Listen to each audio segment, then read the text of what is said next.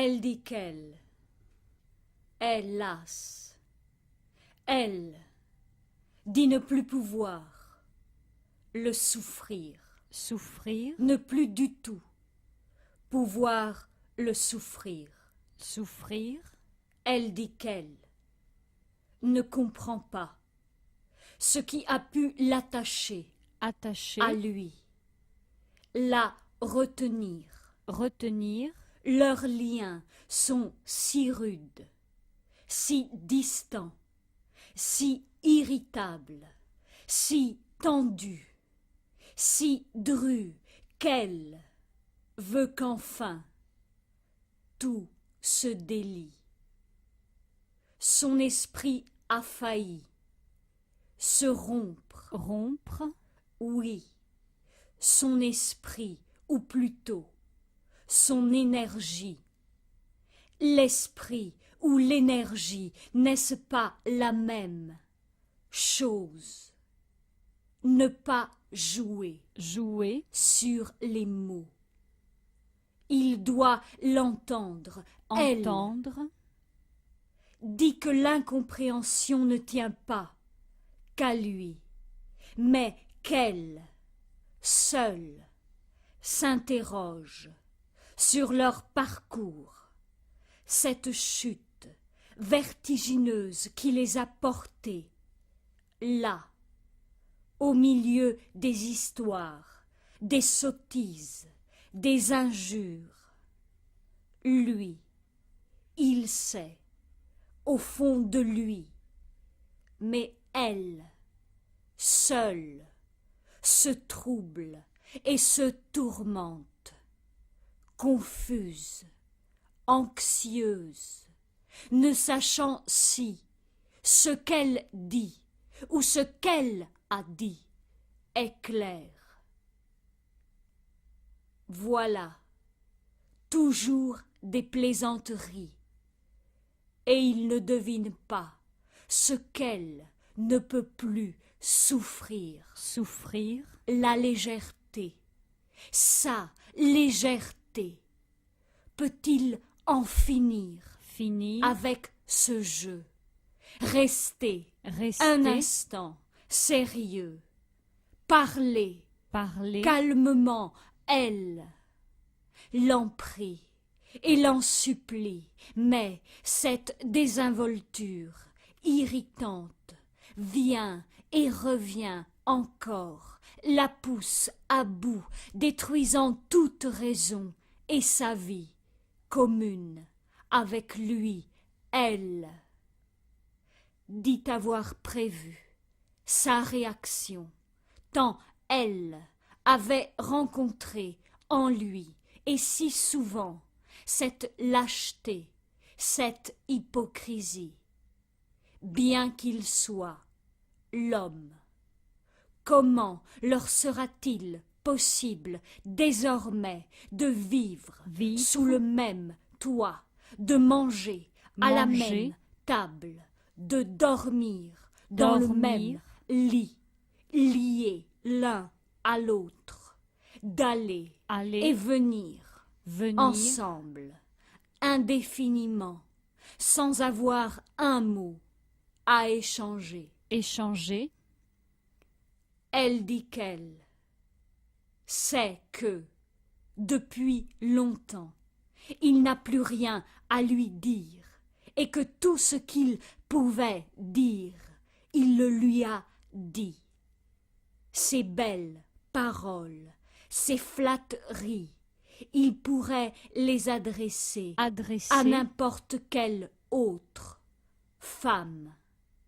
Mais face à elle, invariablement, il reste idiot et muet, elle dit préférer le silence, elle dit connaître tous ces mots, toujours les mêmes paroles, les mêmes histoires, et elle n'a plus la patience de les entendre, entendre, ni sa voix forcée, ni ses rires instinctifs et glacés, incapable de dissimuler sa dissimuler mauvaise foi, et sa gentillesse, sa politesse, ses petits soins, exsudant la fausseté, tout cela est fin et fade. Elle dit connaître sa vieille habitude de la scène, mais que maintenant le spectacle est terminé, exactement comme il l'avait conçu et envisagé, et il en savait la fin avant même que le rideau se lève. Elle le connaît si bien que, même s'il ne dit mot, rien de ce qu'il pense et rien de ce qu'il a enfoui dans son esprit ne peut lui échapper. échapper, Même la sympathie et l'intelligence qui éclairent son regard s'éteignent dès qu'il ôte ses lunettes. Ses yeux, myopes et mornes, ne renvoient qu'indifférence et lassitude, reflet de son égoïsme sans pitié. Elle sait qu'elle n'est pour lui qu'un objet dont on s'empare, dont on jouit. Il l'a prise et utilisée, elle est maintenant offerte à la rupture. Et s'il attend là, ce n'est que pour mieux jouir de cette attente, qu'il la verra éclater quand elle sera tombée dans son piège. Elle dit que c'est en vain qu'il hoche la tête. Sa volonté serait-elle si facile à ébranler, et ses blessures ciselées, à jamais incrustées en son corps, pourra-t-il les lui faire oublier sa dénégation comme ses promesses n'ont plus aucune valeur, aucun sens, et sa fidélité est inexistante. À quoi bon tout cela? Elle n'écoute pas, elle n'écoute plus. Ces tromperies, tant de fois répétées, qu'il aille jouer ses niaiseries aux oies blanches, mais pas à une femme comme elle. Elle dit qu'elle ne croit plus à l'amour, salie dans ce monde des hommes, vrai ou faux. Et si elle décide de s'attacher à nouveau à un homme, elle l'aimera, corps et âme. Elle ne peut ni ne veut plus douter. Sinon, mieux vaut pour elle ne rien avoir. Elle explique que ce qu'elle désire, ce n'est pas posséder l'homme qu'elle aime, mais plutôt saisir les pensées qu'il a en lui, toutes ces sensations qui déambulent entre elle et lui, et autour d'eux, parmi les ténèbres envahies de mouvements et de bruits. Mais elle avoue ne jamais l'avoir conquis, lui qui, avec d'autres femmes, pouvait partager les mêmes ténèbres, les mêmes chuchotements, les mêmes cris étouffés, les mêmes souffrances et jouissances. Elle n'est plus unique, et elle se retire pour que cela finisse. Elle dit ne pas comprendre les attaches entre les gens, entre l'homme et la femme, ces chaînes si vaines, si blessantes et si froides.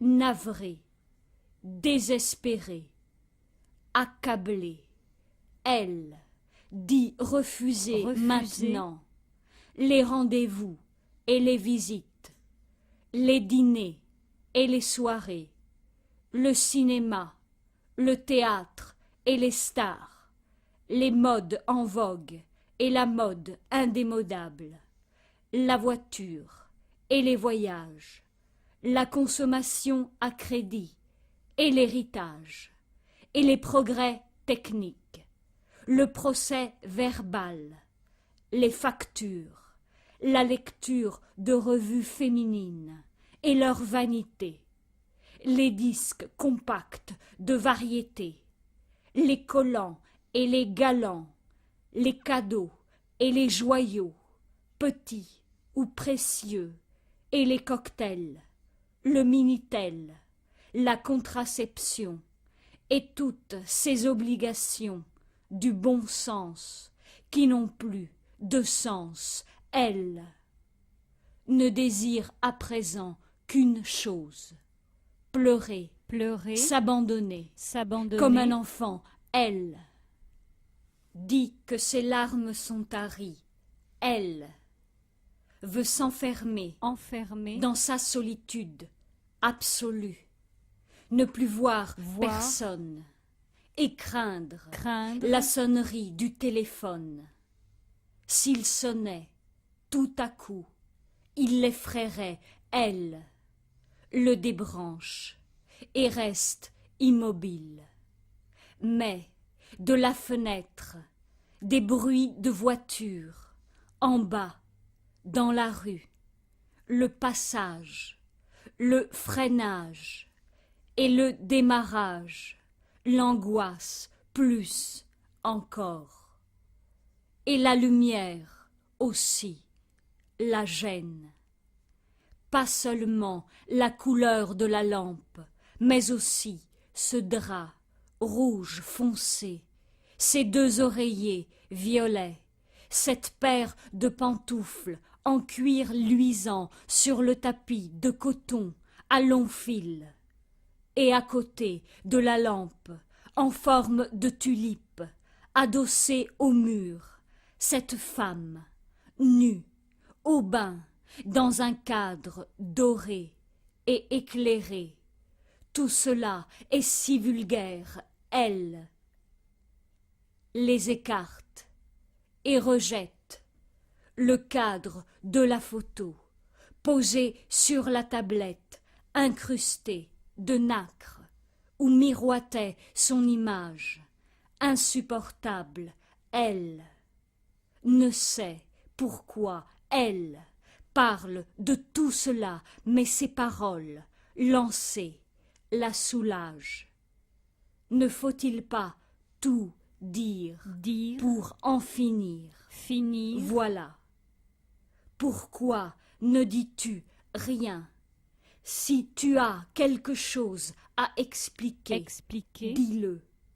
Ce qui est terrible, c'est que tu n'as rien à dire. Dire. Tu ne cesses de faire l'idiot. On vit ensemble, tant bien que mal. N'as-tu donc rien d'autre que le sexe à partager? Partager. Explique-toi, si tu peux. S'agit-il d'un malentendu ou d'une aventure, elle? Dis que ce qu'elle ne peut souffrir, Souffrir. c'est son inertie. Et elle crache aujourd'hui, sans raison, ses rancunes, ligotées par cette solitude qu'elle ne veut plus subir. Subir. Alors, tant pis pour lui. La séparation paraît préférable. Éloignés l'un de l'autre, la tranquillité reviendra, elle. Dit que les mots ne sont que des apparences. Elle ne va pas le laisser. Laisser. Jamais elle n'a pensé l'abandonner. Abandonner. Au contraire, en un sens, elle espère l'exciter Exciter. en l'éveillant à sa tendresse. il ne peut ignorer Ignorer. une femme a besoin de l'assurance de sa fidélité, dissimulée sous les signes de son affection d'homme, des cadeaux, des attentions. Souvent, quelques mots suffisent à dissiper ses soupçons sans fondement. Comment, en un instant, devenir stupide au point de ne pas comprendre les femmes? Faudra-t-il à nouveau tout expliquer si vraiment il veut partir, qu'il s'en aille? Elle ne peut pas le retenir, ni par la force, ni par la supplique, ni par la soumission. Que veut-il d'autre? De ce qu'elle peut dire, tout a été dit. Elle le supplie de ne pas s'en aller ainsi, de ne pas l'abandonner, de se retourner, de lui jeter un regard, celui-là même qui, lorsqu'il s'aimait autrefois, la fixait intensément, la transperçait, et ce regard si tendre, si triste, qui, profondément, l'émouvait, l'égarait, l'emportait. S'il se retournait, et s'il la regardait ainsi, elle se jetterait à nouveau dans ses bras, recevrait ses caresses, et tous les malentendus se dissiperaient. Elle sait que l'homme a son amour propre, son orgueil et sa rancœur, ses soucis, ses ennuis, ses manies et son humeur, ses problèmes avec son directeur. Elle n'est pas forcément responsable, mais elle pourrait l'aider, le consoler, lui pardonner ses négligences envers elle. Pourtant, elle est nerveuse par sa faute, et de son amour exigeant naissent à chaque écart des soupçons dont la trace ne peut être dissoute que par lui. Peut-être il n'en est rien, à part Dieu, qui sait. Elle dit qu'elle ne lui a jamais interdit de rencontrer d'autres femmes, à condition que leurs rapports restent honnêtes et amicaux, juste à la limite de la normalité. Elle dit aussi qu'ouverte et aimable, elle pourrait sans reproche accepter une aventure si elle était éphémère, si elle n'était qu'un jeu dont il sortirait rapidement, sans attache. Mais elle veut connaître la vérité. Elle dit qu'elle n'a jamais pensé le posséder. Il doit savoir qu'elle l'aime et l'aimera toujours, espérant obtenir son amour véritable. Elle en a parlé, tant parlé. N'aurait-elle aucune réponse, elle?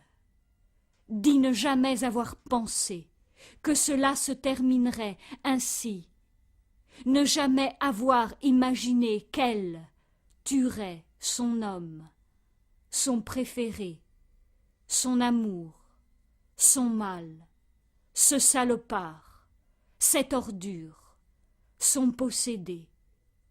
Ce n'était qu'un cauchemar.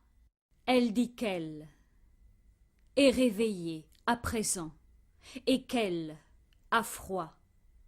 Dehors, toujours la pluie et le vent. Quand cela prendra-t-il fin? Maintenant, il n'y aura plus de coups de téléphone qui sonnent la nuit sans arrêt et plus d'hésitation pour décrocher. Décrocher. Il n'y aura plus de douceur dans sa voix, plus de murmures entrecoupés, de pauses embarrassées dans l'écouteur.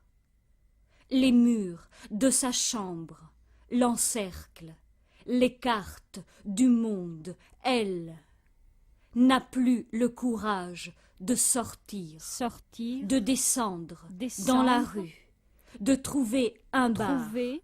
de noyer ses Noyer. chagrins, de rencontrer quelqu'un, Rencontrer. de se réveiller Réveiller. le matin, allongé à côté d'un homme, velu et nu, dont elle a oublié le nom, de ramasser son linge et sa robe éparpillée sur le sol, de les enfiler Enfiler. en hâte et de s'enfuir, S'enfuir.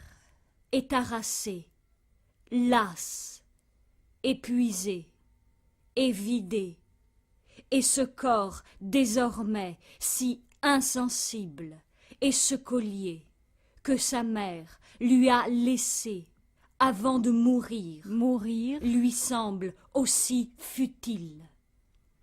Toutes ces parures, ce maquillage et cette coiffure, pour qui, pour quoi elle déteste tout et se dégoûte elle-même. Elle est cette vie de femme nerveuse et possessive, et la jalousie, les ennuis, la plainte et la complainte en vain, et les gémissements sans fin pour elle seule. Inutile de se regarder dans le miroir.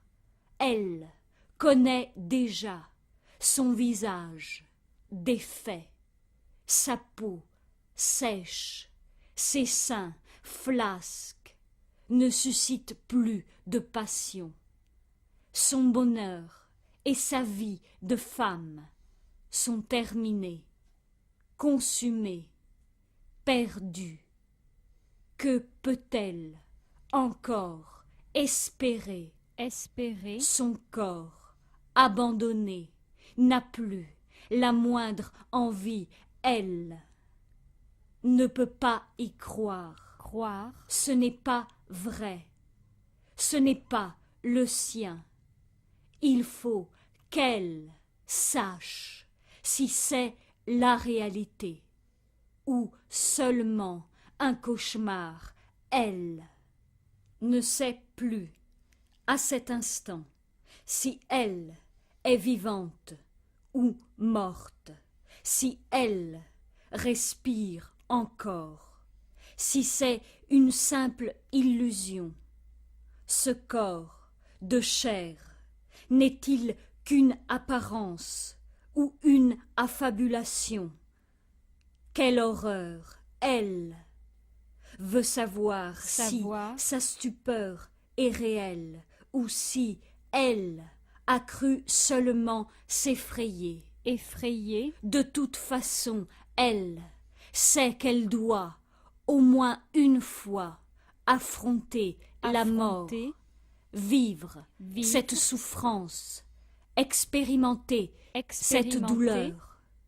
Alors seulement, il lui sera possible de s'ancrer dans la chair de l'existence, d'appréhender la vie, de choisir son contraire. Elle souffre de cette fouille au plus intime d'elle-même, en but à sa propre quête, cherchant désespérément confirmation de la femme, ou seulement de ce corps de chair. Mais rien ne se révèle au-delà de l'apparence illusoire de cette peau disloquée. Non, elle ne peut continuer de se démembrer de se démembrer, mutiler. mutiler, Il faut fuir fuir, immédiatement cette chambre terrible. Mais elle s'est enfermée. Comment a-t-elle pu être si stupide? Où est la clé? Où l'a-t-elle posée? Pourtant, c'est bien elle qui a fermé la porte, qui a emporté la clé. Mais où l'a-t-elle mise, cette maudite clé? Elle ne s'en souvient plus, elle ne comprend plus. Que se passe-t-il? Comment se fait-il que sa chambre, son foyer, son cocon, qui était si confortable, si agréable, ordonné et propre, accueillant et chaleureux, se soit transformé en une seule nuit, en un véritable enfer? Il faut qu'elle sorte, qu'elle sorte. Aucun voisin ne s'en préoccupe. C'est elle qui s'est emprisonnée dans sa propre chambre. Qui peut l'aider? aider, À cet instant, elle ne sait pas l'heure. Peut-être est-ce encore la nuit, peut-être l'aube. Il lui semble que, dehors, il pleut, mais elle n'ose pas soulever le rideau. Elle ne sait quand elle a aperçu cette femme, seule, au coin de la rue, sous la pluie, une femme qui attend, depuis longtemps, qui attend quelqu'un qui ne viendra peut-être pas, mais qui attend toujours. Elle voudrait la convaincre de la fatalité de son destin, de l'inutilité de s'obstiner à rêver. Elle voudrait savoir qui est cette femme qui s'agite, harcelée, obsédée, assiégée, angoissée, cette femme dont le visage, si bien caché, empêche qu'on la reconnaisse. Elle s'aperçoit alors qu'en ce monde immense, le seul être solitaire, c'est elle-même, et non cette femme qui, au moins, attend quelqu'un, qui sait apparemment où aller, tandis qu'elle, elle n'a personne à attendre, ne sait où aller, ni que faire. Elle s'efforce de fouiller dans sa mémoire. D'où vient-elle? Comment est-elle venue ici? Peut-être en rêve, à moins que ce rêve ne soit simplement en elle. Voilà un rêve bien étrange. Tout à l'heure, l'espace d'un instant, elle a vu un mur suinter et s'effriter. Un cercueil géant y était encastré. Elle ne sait pas ce que signifie ce rêve. Elle est égarée et aliénée, mais elle peut encore raisonner. Si elle trouvait juste un petit fil à tirer pour découdre son passé, tout deviendrait clair et ordonné. Mais aucun souvenir d'enfance ne surgit à sa mémoire. N'aurait-elle jamais vécu? Peut-être n'est-elle que l'ombre de quelqu'un d'autre. Son existence aussi serait-elle une illusion? Mais non, elle s'en souvient. Elle a eu une enfance comme tout le monde. Chacun a la sienne. Elle aussi, elle dit ou voudrait dire qu'autrefois il y avait, comme dans les contes, une petite maison, aussi vieille que son grand-père. Toute la famille y habitait, des rats couraient partout, du grenier à la cave. Il y avait un vieux chat, si vieux et si paresseux qu'il n'attrapait plus aucun rat. Il était toujours couché dans le même coin sombre de la cuisine, plongé dans un profond sommeil. C'était une vieille maison au bois pourri.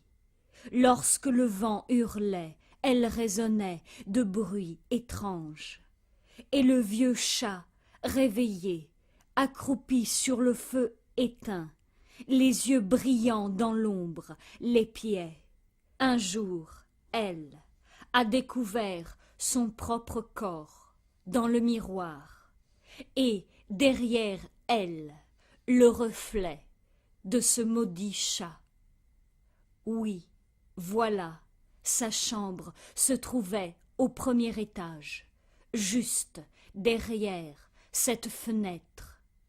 Au rez-de-chaussée, son grand-père, aux cheveux entièrement blancs, s'allongeait dans un fauteuil à bascule.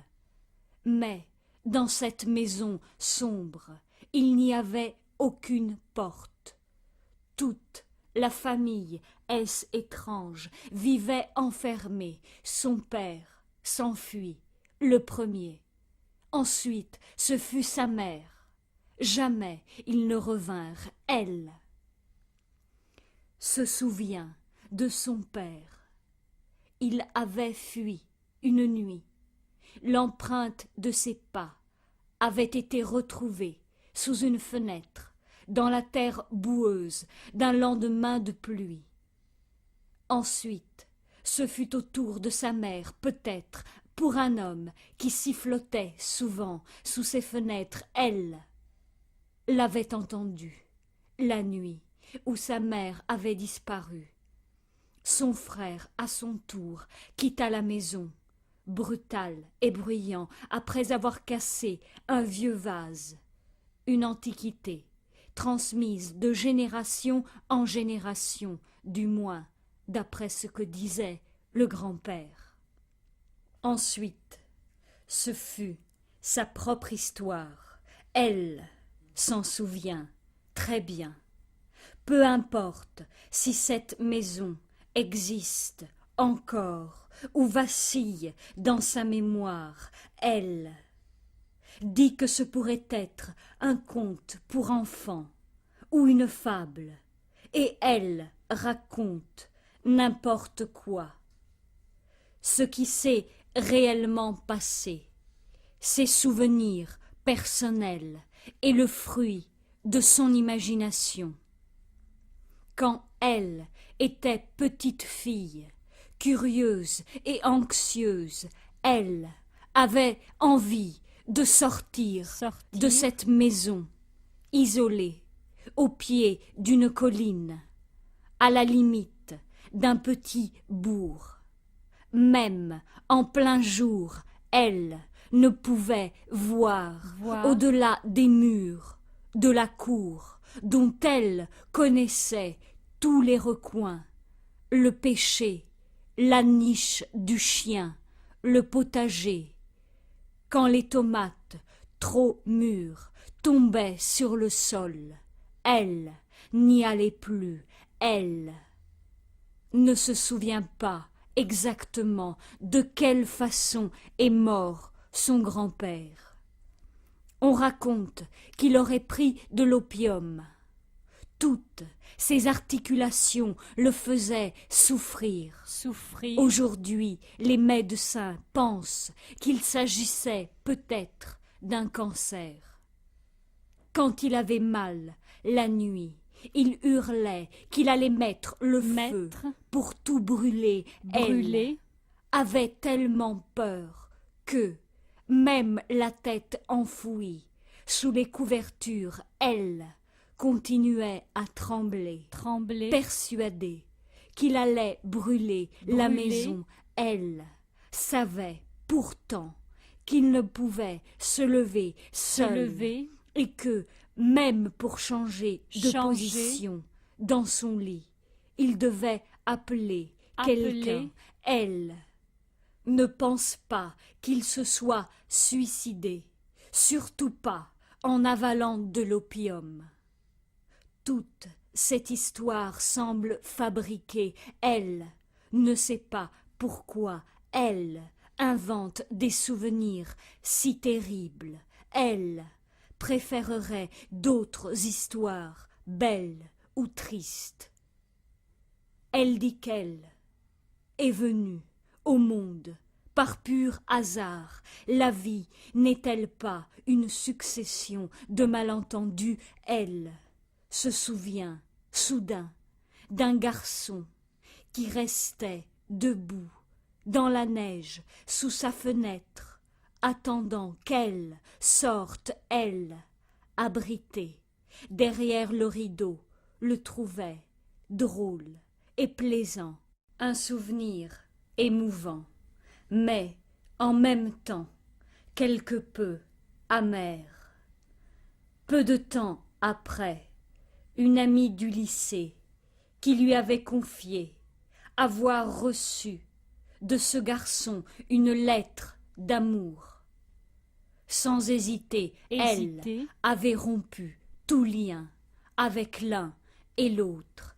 Elle aurait voulu à cette époque vivre une véritable romance, une belle histoire d'amour, avec de grands sentiments, à côté des histoires de cul, des hommes et des femmes. Il doit bien exister un soupçon de poésie, même si, inévitablement, le temps fait son œuvre et conduit à l'hypocrisie. Elle se rappelle que sa mère a eu successivement 2 amants. Chaque fois que son père partait en voyage d'affaires, elle se faisait plus belle qu'à l'ordinaire. Elle dépensait son argent en produits de beauté, en parures, en vêtements. Elle ne se souciait jamais des habits de ses enfants et la menace de ses colères planait à chaque instant. Un jour, une étudiante vint demander des conseils à son père et, comme elle était restée jusqu'à l'heure du repas, il l'avait invitée à dîner. Elle entendit alors dans la cuisine des bruits de vaisselle. À peine l'étudiante fut-elle partie que ses parents se querellèrent. Sa mère hurla que son père avait embrassé la fille. Son père répliqua qu'elle s'imaginait n'importe quoi. Mais sa mère insista, disant qu'elle avait tout vu par une fente dans la porte. Elle ne pouvait souffrir sa mère, sans cesse, à bout de nerfs, et au bord d'une crise, à chaque instant. V'lan, une de ses voisines, divorcée, était aussi nerveuse qu'elle. Elle dressait un chien qu'elle avait appelé Salaud. Salaud, viens ici. Salaud, va là-bas. Elle le provoquait sans cesse, et le chien, excité, aboyait furieusement. Alors elle le prenait dans ses bras et le caressait comme un amant, afin de le tranquilliser. Ce n'était qu'au moment de son agonie que sa mère se calma. La colonne vertébrale, usée, elle mourut des suites d'un accident de voiture. Jeune encore, la peau des bras plus tendre que la sienne. Aujourd'hui, elle avait la tête bandée, les lèvres pâles et gonflée. C'était la première fois qu'elle voyait la mort de près. Elle accompagna les dernières heures de sa mère. Elle n'a pas pleuré. Elle a seulement regretté que sa mère soit morte trop tôt. Le soir, en sortant de l'hôpital, restée seule, elle s'est sentie profondément perdue. Elle sanglote. Mais pourquoi pleure-t-elle? Est-ce la mort de sa mère ou la perte d'elle-même? Entre sa mère et elle, une barrière invisible s'est toujours dressée.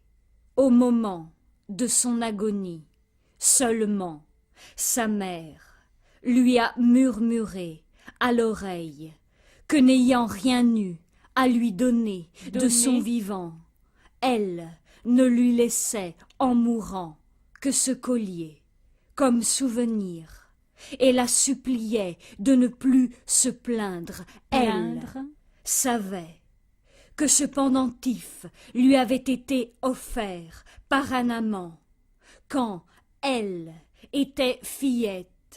Elle en avait eu envie. Une fois, elle l'avait porté en cachette, mais sa mère l'avait grondé si fort qu'elle n'avait pu s'empêcher de sangloter. Sa mère disait souvent qu'il était difficile d'être une femme, que les femmes étaient depuis toujours au bas de l'échelle, et qu'elle ne comprenait pas pourquoi elles étaient condamnées à tant de souffrances. Elle savait que ce discours n'était pas de sa mère, mais venait d'une vieille dame, et qu'elle le répétait, comme le répétaient et répétaient bien d'autres femmes. De ses vices, sa mère était seule responsable. Chaque fois que son amant, celui-là même qui lui avait offert le collier, lui rendait visite, la tension montait dans la maison. Elle se lavait, se coiffait, se maquillait et cherchait toutes sortes de prétextes pour éloigner les enfants. Cela la rendait furieuse. Bien sûr, maintenant, elle la comprenait et lui pardonnerait si c'était encore possible. Mais, à cette époque, elle voulait attirer l'attention sur elle, sur sa juste indignation. Elle prit une paire de ciseaux, se piqua le majeur et y enfonça la pointe. Elle savait que cette douleur, au bout des doigts, irradiait jusqu'à son cœur. Elle vit jaillir le sang, le fit couler le long du majeur jusqu'au creux de la main, puis s'écouler par la fente entre les doigts. Elle aurait pu l'arrêter, mais elle s'obstinait à observer le sang qui jaillissait de plus en plus fort. En serrant le poing, elle laissait le sang parcourir le poignet, puis le bras.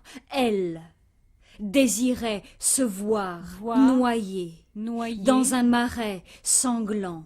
Sa tête tourna et, étourdie, elle entendit sa mère crier. La bouilloire a sifflé. N'as-tu pas entendu? puis entrer dans la chambre et lui demander pourquoi elle faisait la sourde oreille.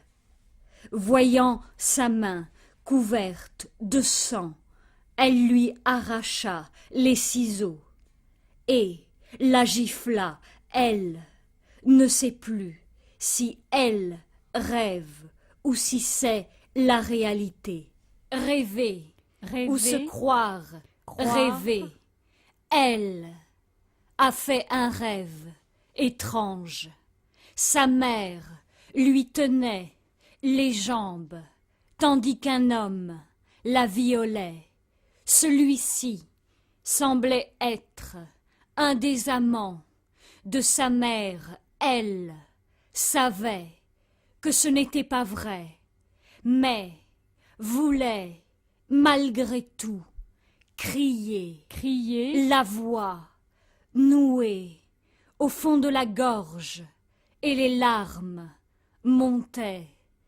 Elle pleurait sans bruit.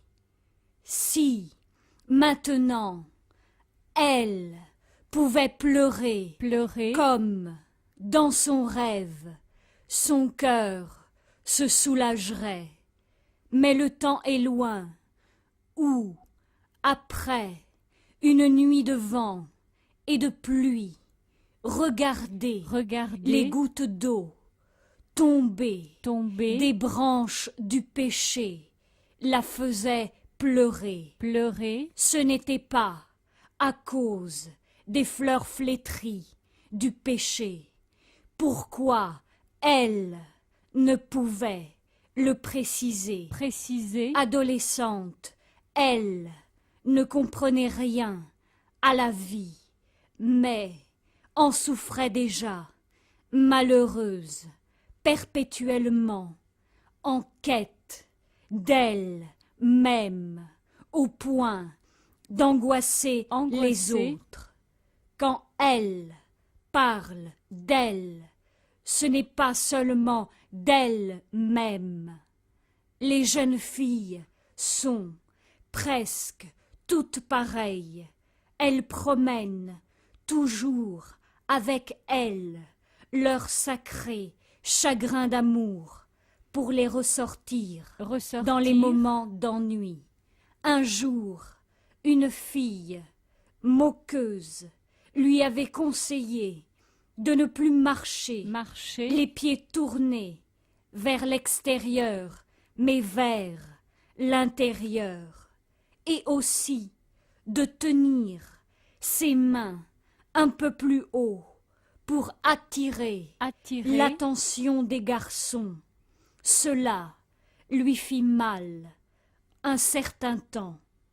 Les femmes, ces êtres délicats et compliqués, dont les rapports mutuels sont plus difficiles que ceux des hommes, et si scabreux, elle n'a jamais bien compris. Elle a connu une femme médecin ayant des amants et un mari. Cette femme disait qu'en la regardant, elle revoyait son image jeune, pure et séduisante. Elle se prenait tantôt pour sa sœur aînée, tantôt pour sa mère, car, plus que tout, elle désirait avoir une fille qui lui ressemblât. Mais elle disait aussi qu'un jour, peut-être, lasse des hommes, elle vivrait avec elle. Elle lui conseillait de jouir de la vie, cette vie unique, accordée à chacun, et l'interrogeait sur sa solitude lorsqu'elle posait sur elle son regard envoûtant, dont la pupille semblait la transpercer. Transpercer. Elle ressemblait à une sorcière. Et lorsque elle se déshabillait devant elle, lâchant un rire dément, la déesse apparaissait. Elle avoua qu'elle ne pouvait se passer des hommes et ne supportait pas de les partager avec d'autres femmes. Mais pourquoi l'emmenait-elle avec elle au dîner de ses amants? Au début, elle ne le comprenait pas. Souvent, elle la conviait pendant de longs week-ends à partager leur intimité. Elle ne savait pas non plus si c'était intentionnellement qu'elle la laissait seule de temps en temps face à son mari. Elle n'avait rien à dire à cet homme, ni intéressant, ni intelligent, portant toujours une cravate, même à la maison. Une fois, c'était un soir, juste avant le dîner, le téléphone sonna. Elle décrocha et dit qu'elle devait aller voir un patient, insistant pour qu'elle reste jusqu'à son retour. Elle entendit la voiture s'éloigner, puis la voix de l'homme. Tu as de belles mains. Elle répondit. Nombreux sont ceux qui me l'ont dit. Elle se rappelle bien. L'homme continua. Si je parle des mains d'une femme, c'est parce qu'elle reflète souvent sa beauté et son parfum. Elle répliqua. Qu'est-ce que cela peut faire qu'elle soit belle? Et l'homme de répondre. Il ne s'agit pas seulement des mains, mais du corps tout entier auquel elles appartiennent. Elle ne se souvient plus maintenant comment tout cela avait commencé et s'était terminé. À la hâte, elle était oppressée et déprimée quand elle entendit à nouveau le bruit de la voiture. La femme riait avec son mari et lui, à son tour, riait avec elle. Et les rires s'enchaînaient sans arrêt. Fallait-il qu'elle en rît elle, aussi elle, ne put s'empêcher empêcher, de rire rire, stupidement avec eux. La femme jouait avec elle et avec elle-même. Elle avait été piégée dans leur jeu. Pourquoi ne se vengerait-elle pas, elle?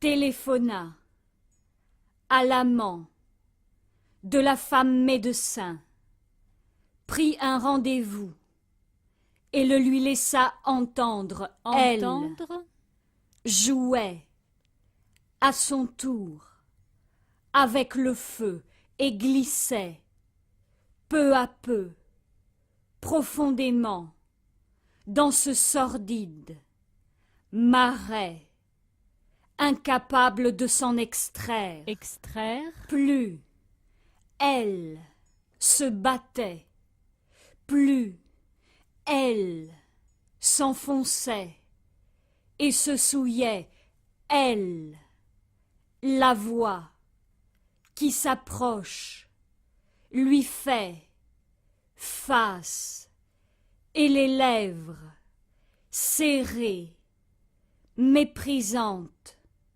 et triomphantes, la toise de haut en bas, elle, d'un même regard, lui répond, l'ignore et la croise, elle. C'est, depuis la première fois qu'elle fit l'amour, lorsque le sperme s'écoula le long de ses cuisses et que la nausée la saisit, qu'elle est aussi sale qu'elle. Ce monde est immonde comme elle. Elle voulait une vie propre et saine. Si jamais un jour elle se méfie de tout, pourquoi se prend-elle tout à coup au sérieux? Tous les hommes sont des chiens, mais ils sont bien loin d'atteindre atteindre, leur fidélité. Quant aux femmes, elles sont pires encore que les chats. Les chats tournent autour de la nourriture et ronronnent en des lieux calfeutrés, tandis que les femmes, félines, vaniteuses et jalouses, ne parviennent jamais à être satisfaites. Elle dit qu'elle n'a jamais rien obtenu, qu'elle est alourdie par une infinité de vices, qu'elle est impardonnable, enfin, qu'elle se déteste, elle dit, quand elle était toute jeune, fraîche et pure, elle ne pouvait manger manger, de viande sans vomir. vomir, Elle voulait même se retirer retirer, dans un temple pour tendre tendre, à la perfection. Elle espérait avoir avoir, la foi, croire croire, en Bouddha ou en Dieu. Lorsqu'elle entendait les cœurs en passant, par hasard, devant des églises, elle se sentait émue. Maintenant, elle a envie de dresser un chien ou d'avoir avoir, un enfant, peu importe avec qui. Si un jour elle est enceinte, elle donnera naissance à l'enfant, elle s'en occupera de son mieux et lui consacrera sa vie.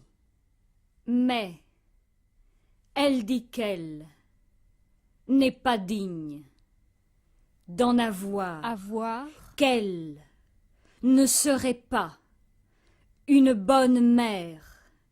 Et d'ailleurs, pour qui pourrait-elle se sacrifier? Existe-t-il un homme qui la mérite? Elle sait qu'elle n'est qu'une pauvre femme et qu'elle ne mérite pas non plus d'avoir une famille heureuse. Elle se voit destinée à une fin funeste.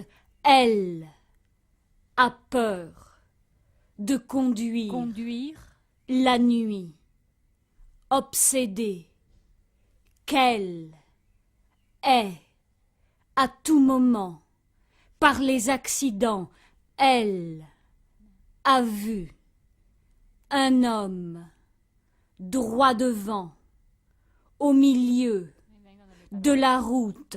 Elle a fait un appel de phare, enveloppée dans le brouillard. Elle ne voit plus rien. Elle comprend qu'il lui montre son horreur du sang, sa fin inévitable et fatale. Elle l'en supplie, puisque c'est son destin.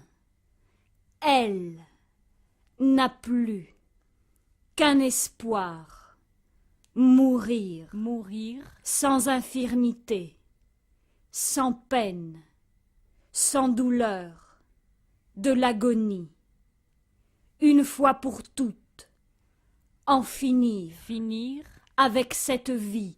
Elle semble glisser sur une rivière gelée. Elle, aveugle, ne s'arrête plus. Elle risque à tout instant de tomber dans les crevasses et de disparaître aussitôt, tel un flocon de neige affleurant l'eau, sans valeur, sans attrait. Elle sera tout de suite délaissée, oubliée, effacée de ce monde immense. Elle connaît ce vaste creuset de l'illusion, cet espace où se conjugue le néant. Bouddha, ne reconnais-tu pas tes paroles? Mais la vanité humaine l'englue impitoyablement.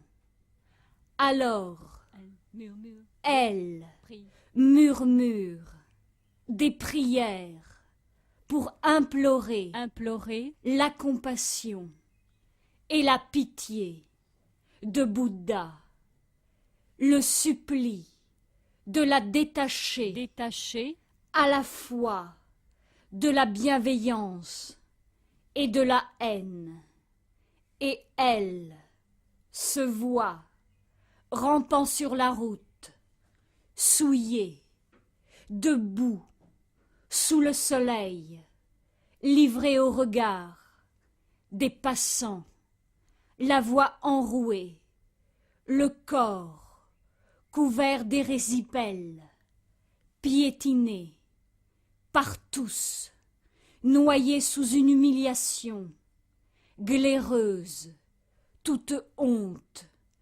bu. Elle voit maintenant la déesse de la miséricorde, les mains jointes, assises sur des fleurs de lotus, mais les lotus de plus près, des joncs, et la déesse, une bonzesse, les yeux fermés, Méditer. en train de méditer. Méditer. Elle a les sourcils légèrement rapprochés, dans ses mains une paire de ciseaux. Pourquoi tout cela? Pour rien. Voilà. Mais que fait-elle? Et qu'est-ce qu'elle veut? Elle se dissèque, toute seule. À quoi bon? Et pourquoi souffrir autant? Souffrir. Elle dit qu'elle lave ses entrailles, qu'elle les vide de leur sang. Mais comment peut-elle extraire Extraire. de ses viscères sanglants leur nature même? Elle dit qu'elle se lave, et même s'il n'est pas évident que ces choses-là se lavent, elle les lave quand même. Pourquoi s'en donner la peine? Si c'est en vain, continuera-t-elle ainsi? Et quand cela prendra-t-il fin?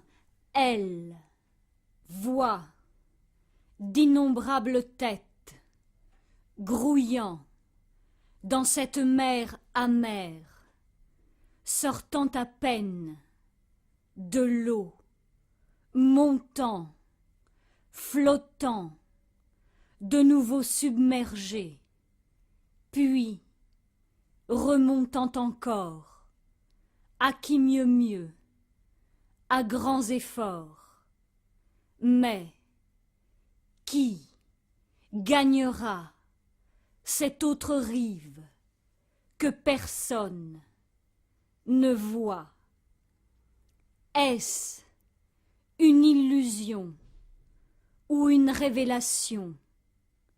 Peut-être la bienveillante déesse aura-t-elle pitié d'elle pour la délivrer ainsi de sa souffrance.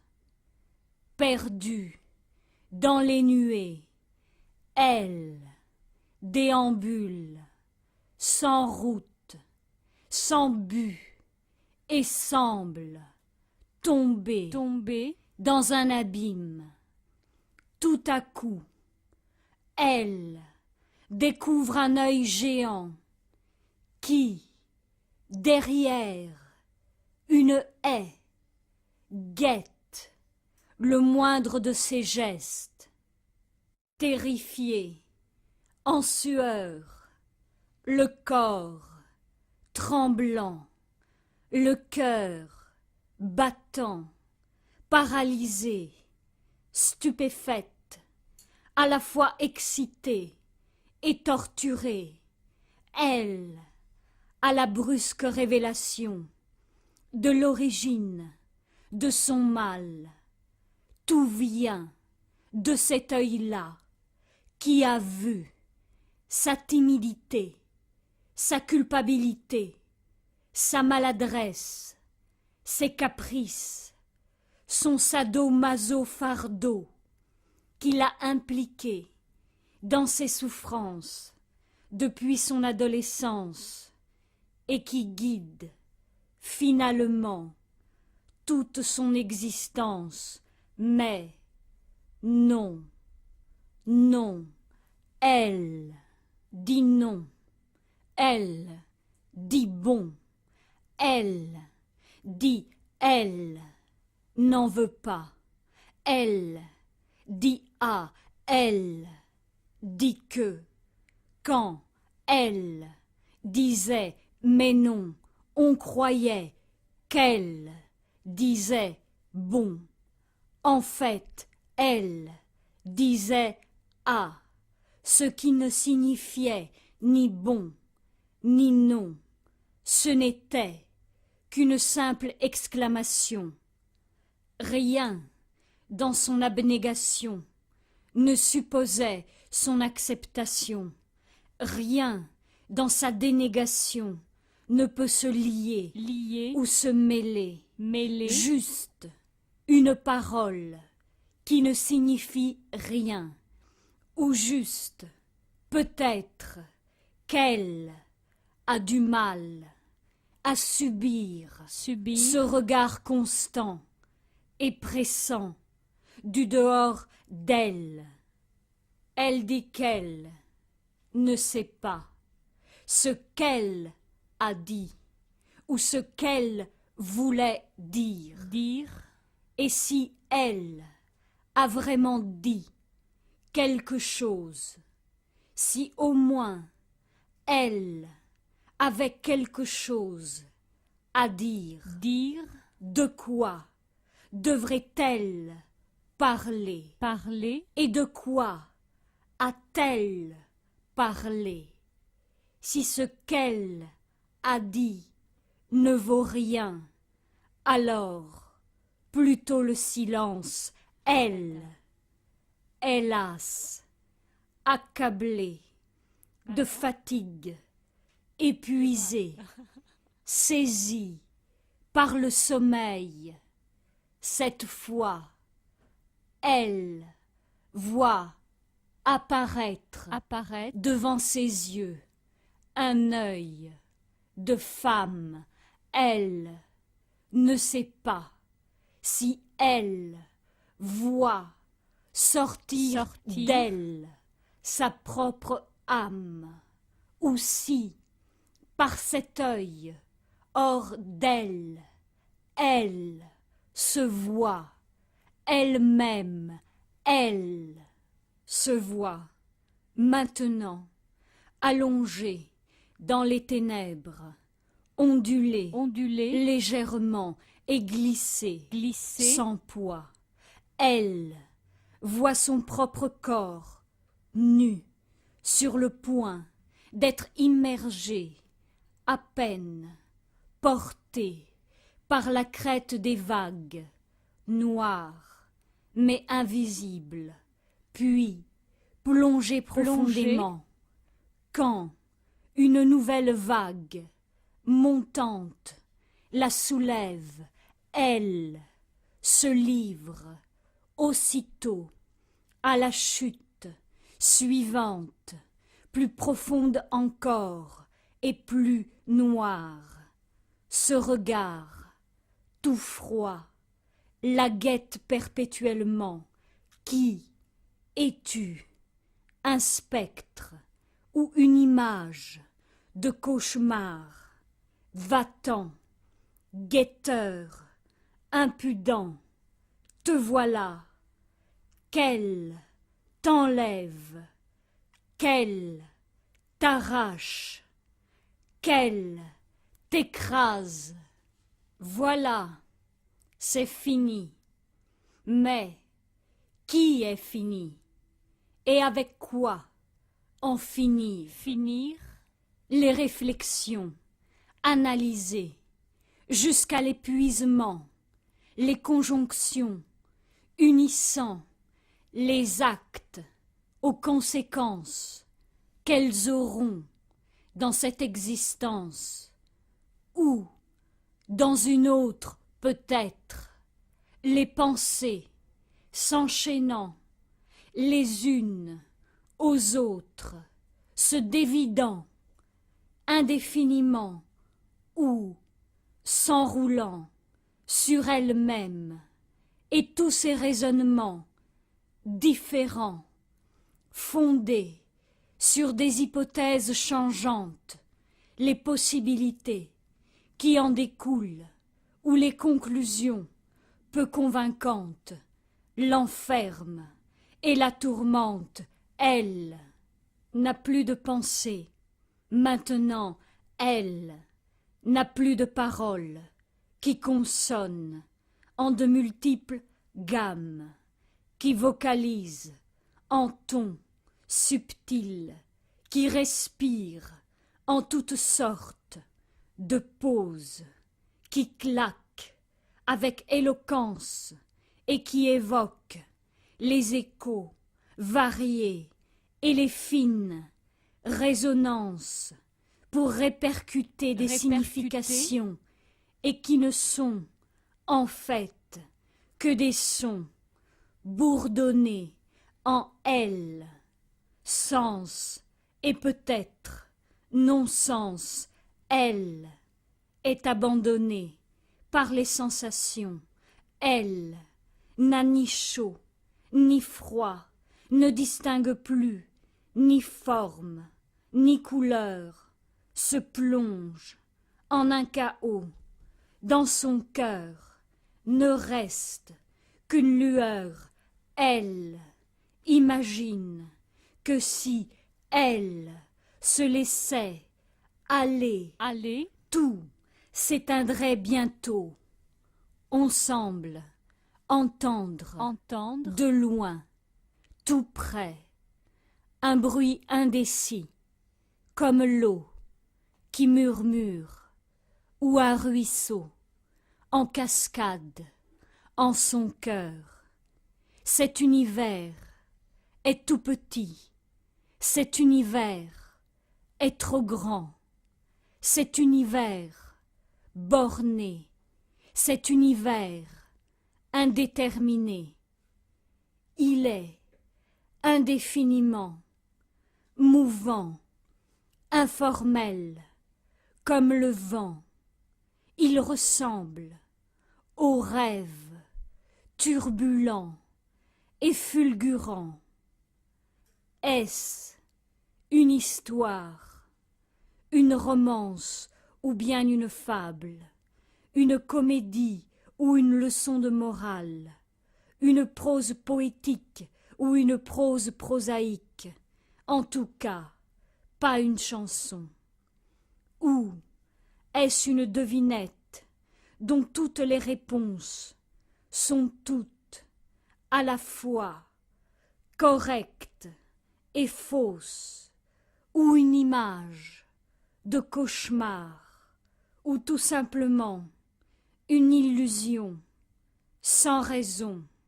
De qui s'agit-il dans ce qui est dit?